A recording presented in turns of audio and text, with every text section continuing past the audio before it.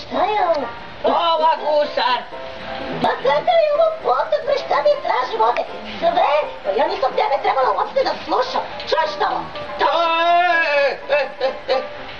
Ti čuješ šta ja pričam? Ti vidiš da smo mi zalutili, da smo se zaglavili, da smo u potop?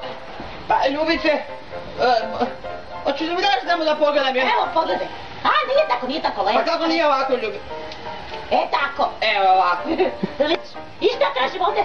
To je sve zbog tebe. Pa nije, Ljubice, zbog mene. To je zato što kada sam ti ja još kod Švarcvalda dao mapu od Beograda, ti si morala da znaš da u Beogradu postoji veliko ratno ostrvo. I gdje je sad to veliko ratno ostrvo? Pitam ja tebe, Ljubice, ajde. Znam, ja znam gdje je ratno ostrvo. Eno ga tamo, vidiš ostrvo. A samo kako da dođem do njega?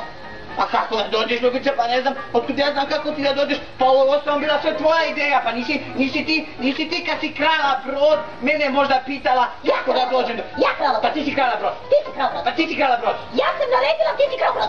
Pa dobro, ja sam uklo brod, ali ti si naredila. Jeste. Što sam u stvari htio da kažem? Da. Nisam rekla da kradeš brod, sram te bilo. Dobro, Ljubice, predlažem da se sad ovoga trenutka skoncentrišemo i da pokušamo da nađemo veliko ratno ostrvo. Ajde, skoncentrišemo se. Nemoj bre da me plašiš, tamo me plašiš. Čekaj, dozvoli. Tomo, pažljivo slušaj. Pažljivo me slušaj, nikad me ne slušaš i zbog toga svaki put naša avantura propadne. Pa da, avantura propadne, a ja ostanem gladan, znam. I tako je bilo i prošli put kada smo htjeli... Jao! Vidi! Šta vidiš? Jao! Šta vidiš? Veliku rečnu vidi. Jao! Mislim da smo stigli na veliko ratno ostrvo. Kako smo stigli? Pa stigli smo, Ljubice!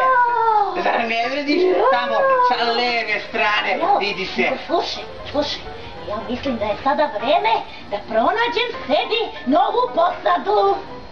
Vidi, Ljubice, kada je reč u novoj posadi, htio sam ti nešto da ti predložim. Pa baš ovih dana idem na godišnji odmor, pa vidi, nađi nekog drugog. Ćao, Ljubice! Ćao!